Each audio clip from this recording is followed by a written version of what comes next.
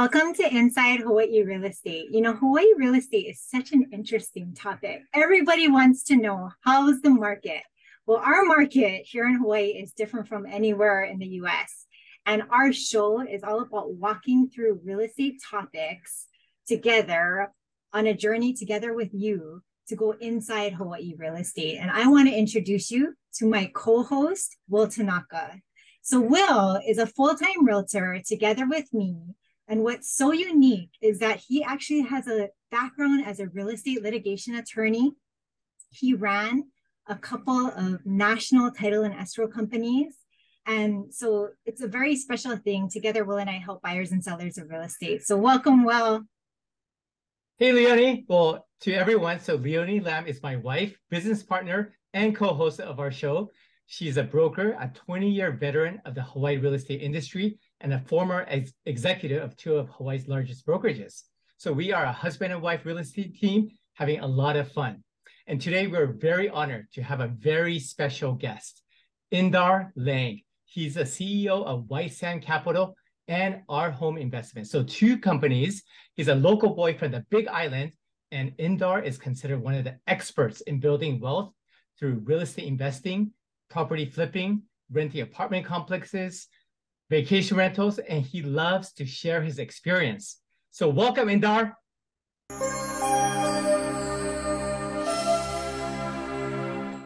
Thank you so much for having me. Super excited to be on the show. And I just love talking real estate, as we were saying before. I could talk about real estate all day long. I love talking about flips and buying rentals and Airbnbs. I'll talk to you all day if you want. So super excited to be here and get to share my experience, strength, and hope. I remember actually when I started, there was no one for me to look up to as a local boy. It was all mainland people, and it's so nice to. I wanted to share that light to other local people because I'm born and raised here locally. So love to be that light to some of the other local people that trying to do this business. And would it be fair to say that you're all about helping people make their money work for them through real estate investing? I mean, you have immense results from what you've done in your own, but you're so open to helping and sharing with others. Yes, and there's no way I could do this by myself. Yeah, and I understand too, like just that you have an engineering degree, a business degree, you have a construction background, and that in humble beginnings, started off with a cleaning business with your dad, helping him out. And I just thought that was funny because Will and I both started that way too. So when I was in 7th grade at 12 years old, I was cleaning a hair salon. And then Will, growing up in California, he was helping out his immigrant parents, cleaning office buildings. And he says that women's bathrooms are way worse than men's. Is that right, Will? I agree. 100% agree. I would agree with you. I've cleaned bathrooms too, actually. I agree. Yeah, so I just thought that it was funny because our sort of humble beginnings or it starts formative beginnings anyway, it's very much aligned, and I just thought that was really cool. Yeah, and Indar, so our topic about flipping houses, rental properties, and you only started like 8 years ago in 2015, and you completed over 125 home projects. And we would love to learn what's the process of flipping a home. Can you share your story? I mean, it's not an overnight kind of success. I mean, the first year I did one home, the second year I did 2, 3, 4, 5 homes the following year. And then you keep scaling. So, I didn't just wake up and just start doing this and be great at it. I stumbled and had a lot of learning curves to get where we're at today. But yeah, we started flipping 2015, bought my first house in 2013, did a wholesale deal at the very beginning. Prior to that, I worked for my dad's company as a contractor. I have a contractor's license. Went to school, got an electrical engineering degree, also got a business degree from Heald College as well. So I love education. Education has always been just entailed in who I am. And still to this day, I think I actually spent about $100,000 last year alone on just education, events, and travel. I'm a big proponent of education. And that's how helped me scale, and that's really helped me grow to even from the start. My wife drug me to one of those seminars, and I was kicking and screaming, I'm not going to spend no money. And I maxed out credit cards and they signed me up. But it was a blessing in disguise, because I took that education and I ran with it, because there's no way I could do this by myself. I needed guidance from other professionals out there. But yeah. What would be like, so in terms of the guidance aspect that you've received, or the education, I mean, you have so many different degrees and everything like that. I mean, what stands out for you, or what was the most helpful as you were getting started? Not the biggest thing is I'm such a man's man. Like, I can do it myself. No one else can do it. And that's still my personality today. Like, I don't like to get help from others. And I think by me just reaching out and paying for an education program was my turning point to grow more, because I could have flipped like one house, maybe two houses on my own. But how do you scale Hawaii? And when I first started back then, there was no one scaling in Hawaii. I had so much naysayers, so much people said, our price of our homes are way too much. You can't do this in scale in Hawaii. You can't flip. We have 18 flips going right now, about 20 million, just shy of 20 million in fix and flips. So how do you scale that? And so much naysayers said you can't. And those naysayers, and this was a big lesson for me, those naysayers were people who had less than me, who were just normal people, making maybe 100 grand a year and so forth.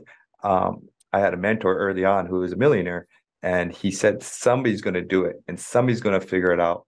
So might as well be me, and that's still my mindset today. I'll look at a deal sometimes, a flip, and my mentor in my head, he's like, either you're going to figure out this deal and make that 100 grand, or somebody else is. So, if I told you I'll pay you 100 grand to figure this out, would you do it? And that's my answer half the time is, okay, I'll figure it out. I'll figure out how to make this deal work, or this flip or rental, whatever it may be. And that's what real estate is very much about, is being creative and figuring out how to make a structure of a deal work. Wow. Yeah. Love your mindset, Indar. I mean, just love the way you think. And in terms of, let's say that there's someone who owns a home, but kind of looking into investment properties or even flipping, and they have no idea where to start or how to do it. Is there a general guidance that you could provide to our audience who might be interested in, hey, maybe, I might be interested in doing a small flip somewhere on the islands? Well, let me first qualify myself before I tell people what to do. So I've done about 125, I think we're on 126 fix and flip. We bought about 130 million. I also have a huge rental portfolio of 156 doors, meaning I have 156 renters I got to deal with. We're across several other states. We have multifamily in Pennsylvania. We have shopping center we're buying in Janesville, Wisconsin. We have 114 rentals in Connecticut and a few in other states. And then here locally, we have our 25 rentals, 6 Airbnbs here locally. And I have a Turo, and I have several other companies that I run as well. But I love all the avenues of it all. So, but the answer to your question is where to start. The best place How do we get there? How do we get there, Indar? The best place to start, I tell everyone, is just go to the bank and get a loan. I mean, I say this from my own experiences. I didn't know where to start myself. And I just took a Saturday, and I was working a W-2 job. So if you're working a W-2 job, it's perfect for you. Spend your Saturday, go down to your local credit union, whatever it may be, and just talk to a good banker, a good mortgage broker. We have one if you want to talk to, and he'll just guide you what you need to buy a house. And whatever that takes, that's where you start. Like for me, my process probably started in 2012 when I started talking to my banker back then, just a local bank.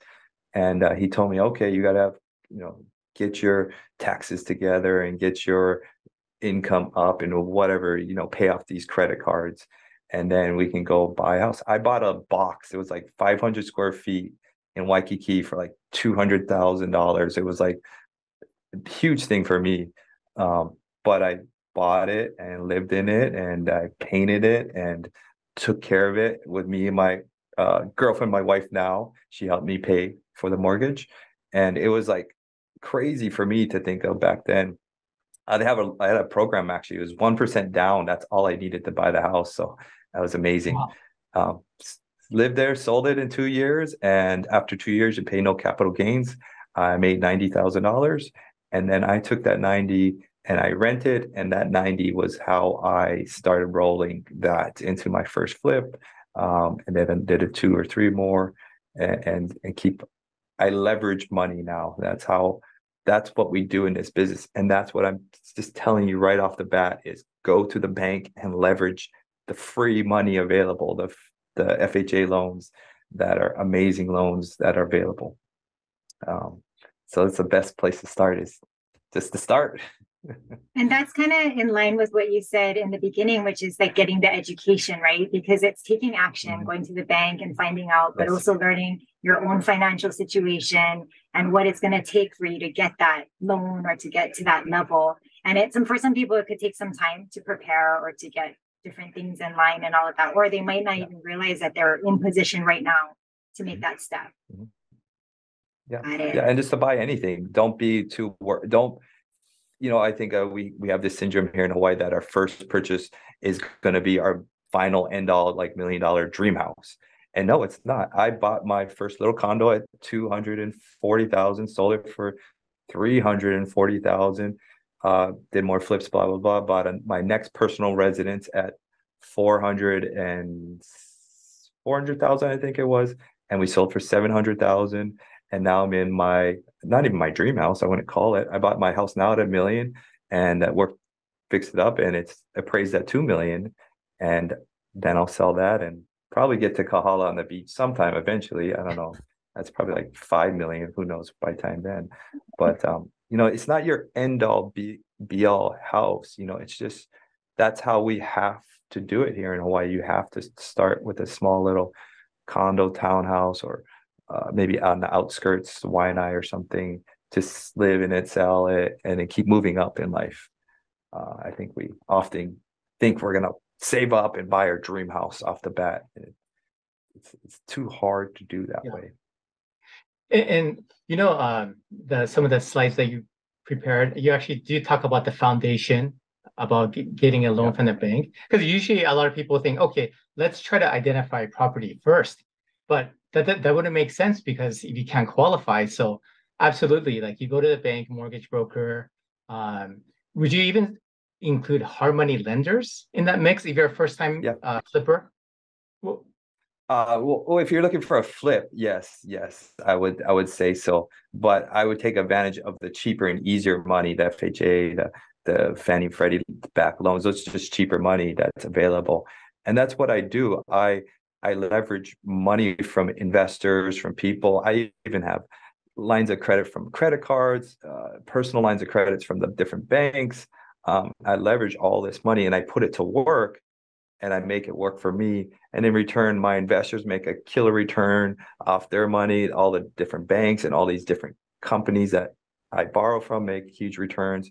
And then I'm able to start building that and getting more and more higher lines and more investors. And it's just kind of like a snowball effect. Once you able to provide great returns for other people and other investors, it's like a no-brainer for people to invest, because real estate is one of those assets that are just so easy to understand.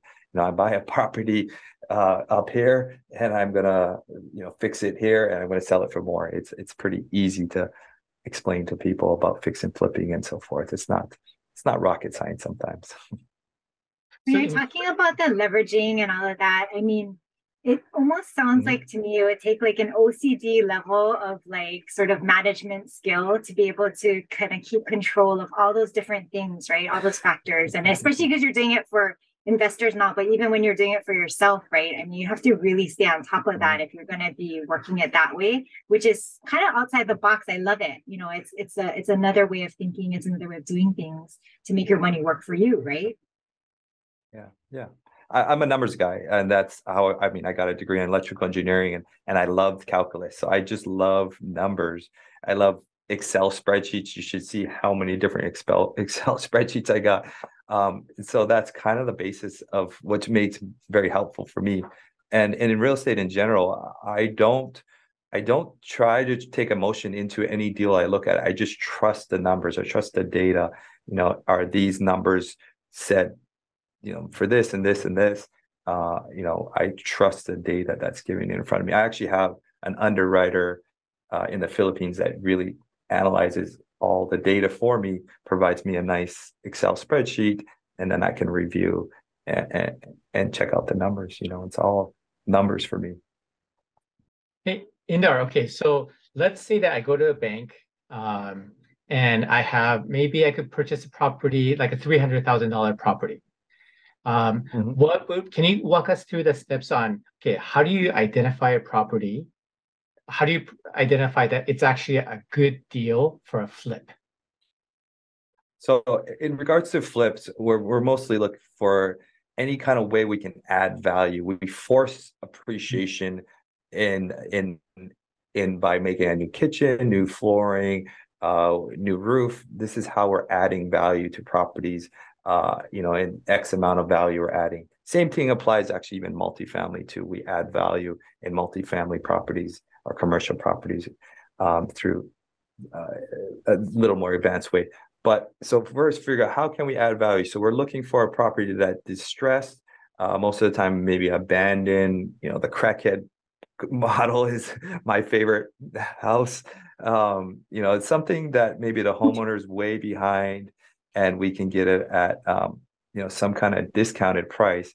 There's a quick rule of thumb people use. It's a 70% rule. You try and buy the property at 70% below its value.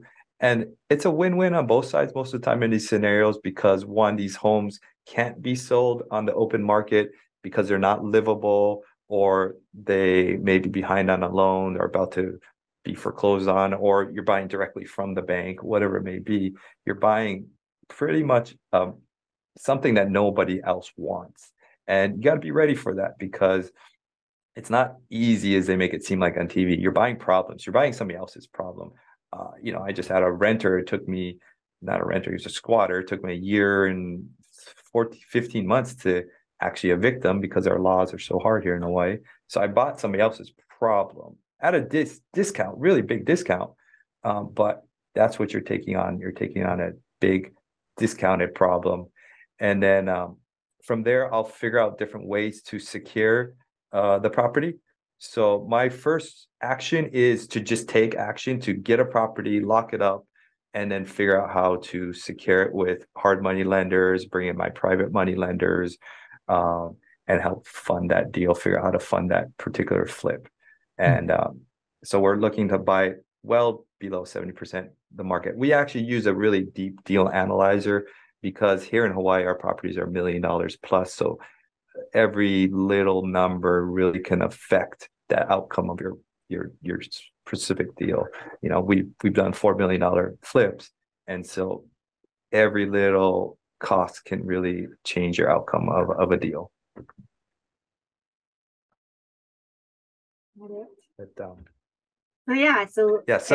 Getting the property, securing the property, and then making those improvements or adding value to the properties. That's super good insight. Yeah. So the hardest part is finding the deal. A lot of gurus don't talk about that. That is probably the hardest part. We are sometimes writing 20 offers a week just to find one deal. So don't think you're going to just find one property and that's going to be your potential deal. No, it takes a lot of time and energy. We have guys cold calling. We do text blasting. I've done bandit signs. I've done radio marketing, newspapers. I've tried it all. And this business is ever changing, so you do have to keep on trying it all. I make huge connections from just realtors out there. So all your realtors out there, I make a ton of deals from you guys, and the realtors love it because they'll make the buying to sell, and they'll make another buying to sell after we're done fixing it up. So it's a great commissions for realtors as well. So we make a ton of offers from our realtors as well that they bring those in. Hey, Indar, what do you think about purchasing at a foreclosure auction? do you do that, or do you usually do off market? But do you engage in the judicial foreclosure public auction process? Yes, yes. So there's two different auctions. There's non-judiciary and judiciary auctions. You don't want to stay away from the non-judiciary because you're just taking over an HOA, or you're taking over and you're not actually owning the property sometimes, most times. So there's this courtroom steps auctions. Yeah, we used to have somebody go down there for us. We don't bid on the first one. We wait for the second confirmation, but I haven't been going down there much at all anymore. There's also some online auctions that you can check out, and a bunch of state and city like HUD Homes and all these other places that have auctions. The thing with auctions, you really have to be on top of your game, because you're inheriting a lot of problems most of the time. Most of the time there's squatters, there's people in there in these auctions, and you can't see the houses. It's sight unseen, a lot of these auctions. So you're buying a house sight unseen with squatters, with problems. So you kind of got to be on your A game to mess around with auctions. But I mean, there's great deals everywhere. And when I started early on, there was all these gurus that said, hey, you got to specialize in just shorts, foreclosures. That's all you got to do. Focus on foreclosures. Early on, I found in Hawaii that you have to kind of be good at everything. So looking at auctions and foreclosures, working with agents, trying cold calling, all these different campaigns to find a deal, to get a deal. So we spend majority of our time just trying to find a good deal. And even right now with our market so hard, we're even more conservative. Conservative should be the word of the day, because that's how you last in this business. But I think that's a secret to this business, is to stay conservative. No, absolutely. And that's a good point, because right now the median sales on the market on Oahu is about 985, less than $1 million. And the current interest rates, it's around 7% right now. Yeah. So how has the current interest rates in the current market affected flipping homes, and has it affected your team? Well, for buying rentals, it's a great time to buy rentals again. So now you can just get a deep discounted price for great rentals. And we didn't talk much about rentals, but anyone out there who says that you can't find a good rental in Hawaii, you're absolutely right. Your mindset is absolutely right. I used to think that myself until a few years ago. I figured out that my mindset, there is good rentals. I can find, I will, I must. That changed my mindset, that you can find great rentals, you can find great flips. That's where that whole mindset shifted. But as investors, I don't generally care about the interest rates. I do just care about if there's people buying and selling houses. And actually that was the biggest problem I've seen in the last 3, 4, 5 months, is everyone took a halt, and there was barely any buyers out there. So that's more my concern. The interest rates cause, the supply and demand. So I care about supply and demand. Is there enough supply to meet our demand? That's what I care about. So, I'm not a homeowner buying at 7-6%. I'm buying, often at 8-9% higher interest rates. So the rates don't scare me. It's more about is the products moving? Is home selling? It's kind of been, that's where we're at right now. It's kind of been our experience, working out in the field as realtors, and we're seeing a lot of buyers actually re-emerging right now in the last couple of months. They maybe were super fatigued from COVID and all the, frenetic, like multiple offer situations getting bid out and stuff, but they're actually returning to the marketplace despite the interest rates. I mean, it's affecting buying power for sure, but it's been invigorating actually to see, like, just meeting a lot of different people that are, coming back into the marketplace after just getting totally fatigued from the whole COVID era, Yeah. Yeah. It's interesting, because I remember a long time ago when I was flipping houses, I would try to do more than everybody else. Like back in the day, I would put a beautiful green grass yard. It wasn't a thing back then, because a green grass doesn't add value to your house. It's just more curb appeal. It helps selling your house back then. So I'm looking at that nowadays. What can I do differently to add, making sure we have washers and dryers on our nicer houses, make sure, of course, the yards, the house is just turnkey ready. That the accent wall wasn't a thing back then. Now the accent walls are super popular. You have to have, and if not one, you have to have multiple accent walls in a property now. And so we're trying to pull out all the stops and just make sure you have the nicest product for sale on that street, or in that neighborhood, because like you're saying, there's less buyers. So you want to be the one that they choose, of course. Yeah. Hey, Inder, just going back to rental properties. So generally speaking, in Hawaii, people say, oh, the cap rate's only 2%, maybe 3%. Yeah. How do you evaluate investment rental properties, from your side? Is it just cap rates? Is it cash flow? How do you crunch the numbers?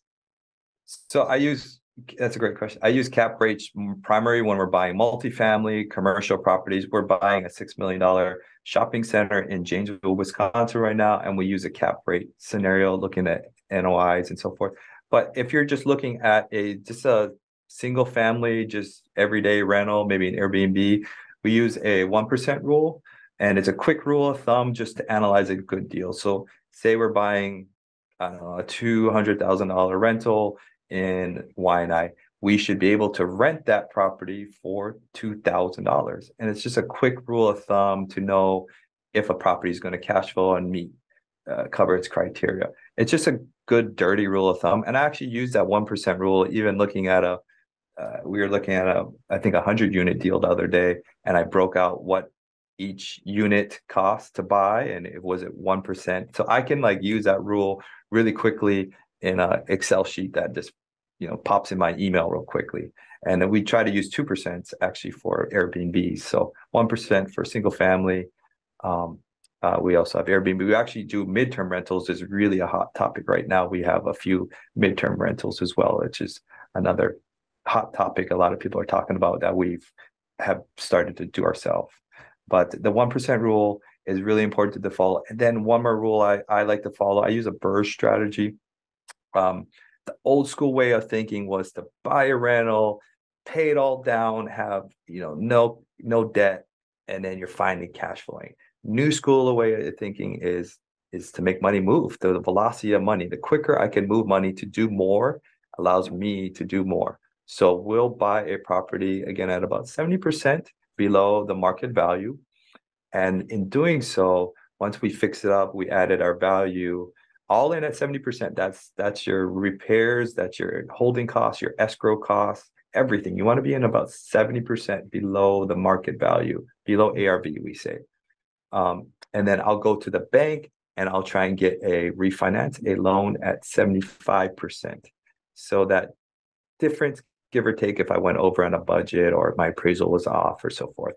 So we try and get a loan at 75%. So I'm going to take all that money, investors' money that I had in that deal, and move that to do another one and do another one and do another one. So the quicker I can roll that money, the more I can do.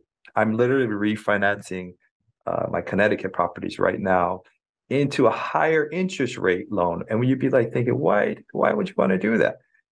Because one, I can take all that money that I have in there and now I can go buy something else. Because I can 2-3 years, I can just put it into a cheaper loan again when the interest rates come back around. So there is a velocity of money. The quicker I can move money for my investors to make money, me make more money, it's a win-win for everybody. And it allows us to scale and grow and to do more. People often ask, why don't you flip a home and just use all your own money?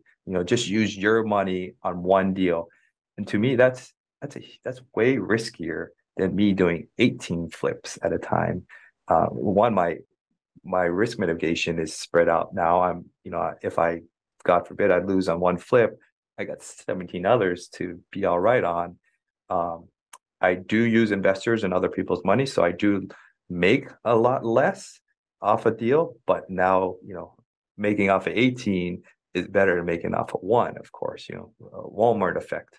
Selling more is better than just selling one, and it just allows you to scale and it allows you to do more when you're figure out how to leverage and provide great returns for people and do more with money and so forth. You mentioned the term ARV. Would you be able to kind of just explain like a little bit more about that? So that's your after repair value. There's two different scenarios. So in single family, we use it, and it's really hard here in Hawaii compared to other states. I think we have a harder challenge here to pull comps. In the states where we have 6 flips going up in the U.S. right now, and it's easier for us to pull comps because they do planned communities. They do strip of houses, kind of like Kapolei or something like that, where they built thousands of homes, so it's so easy to pull comps compared to you go to Manoa and you got a single wall house next to a stucco home and built in 1940s, and this one's built in 2000. How are you going to pull comps? And this is a huge one, I think, in this business that you really have to make sure you get it right. Use your ARV after repair value. After I fix this home up, nice and beautiful home, what could I sell this for? Based upon our current market value. And if you get this wrong, this is where you can lose, hundreds of thousands of dollars. And you have to I take initiative at it, and I'm the expert at my ARV. I know what's that neighborhood. I know what's sold. I know what's withdrawn, what's expired. If I ever talk to an agent, about this house, I can say, hey, this, did you see that house down the street that sold for that? Because when it said and done, it's your money at stake. It's all my money at stake. It's not the realtor's money. It's not that agents or whoever brought you that deal. It's not anyone's money. But if you're trusting it, sorry for any agents out there, but sometimes I've had numbers from agents, and if I trusted that agent, I could have lost money because it was a new agent and they're showing me comps of a house on the ocean and we're 2 houses back. Very different comps, but they're just not spending that time and energy as I want to. Yeah. Besides looking at comps, I look at my tax appraised value. I look at Redfin. I look at Zillow. I'm just trying to fill my head with as much information as I can about that neighborhood, that property, that asset, and what's its valuation. And it's hard to do. It's really hard to do sometimes because you won't have anything sold, or anything similar. It's well, at this point you must have pretty good intuition also, right? Like you can walk into kind of the neighborhood that you're familiar with anyway, and you kind of vibe it out and you can kind of tell. But that ARV, is that something that you set like before you even purchase it, or like before as you're considering, or is it after? Like, I mean, how do you when is the timing on that? Well, right off the bat, I'll know if I get a list in my email, hey, somebody wants, a Manoa listing under $1 million. I know it's a good deal right now. I know it's something because I kind of know my markets. I know my neighborhoods. Early on, I think I had the picture of Oahu, and I would like write on Oahu all the average price points of Oahu, Waianae, Ewa, and Kaneohe Kailua. I would like know my price points. It's actually changed obviously since I've started. Yeah. But I know my price points pretty well. And then it's really in depth, and it's who we're really battling. You're not battling what you think, what anyone thinks. You're battling what that appraiser is going to appraise that house at. So it doesn't matter what you think, realtors think, whatever. You have to be on the same page as that appraisal when you sell that house, or give or take. And with that said, I've since actually tried to learn. I have a friend who's an appraiser, and I haven't went to appraisal school, but I've talked to her for hours. I didn't want to. And how did they evaluate properties? Because you guys are agents. We're so stuck in our square footage. We're going to match our square footage. Appraisals totally do it a different way. They're finding like for like homes, and they're plus or minusing bedroom, bathroom valuations. They totally do it a different way than we are so accustomed to doing with square footages and so forth, and bedroom, bathroom, and land. But Indar, how do people reach you? Like, I mean, like we could go on for hours, like an hour. I mean, we're learning so much, and you bring so much value to our audience. Yeah. How do they reach you? like Yeah, Instagram, Indar Hawaii. Yeah, website? Indar Hawaii. Yeah, Indar Hawaii. Indar Hawaii. Hawaii. So Indar Hawaii on my social. We're on TikTok and Instagram and Facebook. I have a social media girl helping with our YouTube, as well as we have a podcast as well. But I've tried to add value as much as I can to people out there. I think I kind of reached that level of success where there's abundance in life. There's enough for everyone to be successful in life. So I'll tell you 100% like how to do anything, but that don't matter. I think the biggest thing for people is to take action.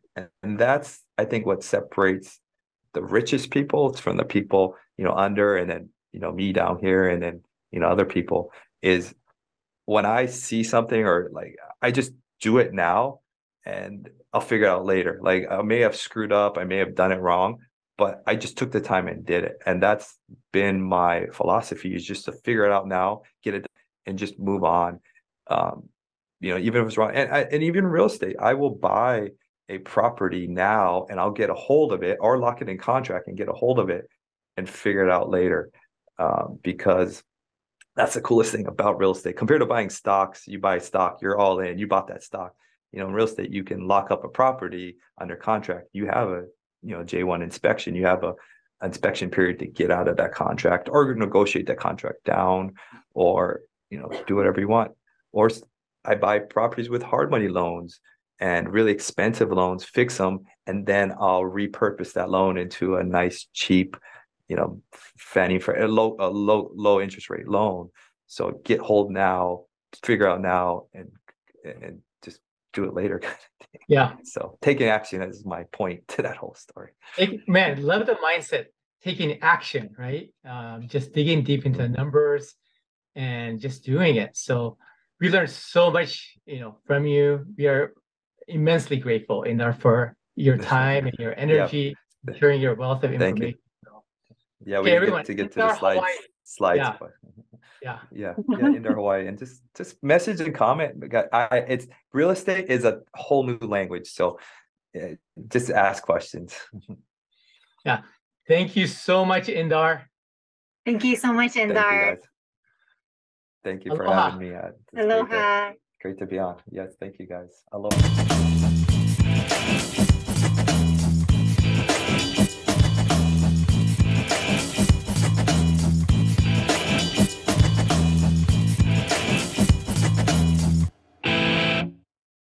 Thank you so much for watching Think Tech Hawaii. If you like what we do, please like us and click the subscribe button on YouTube and the follow button on Vimeo. You can also follow us on Facebook, Instagram, and LinkedIn, and donate to us at thinktechhawaii.com. Mahalo.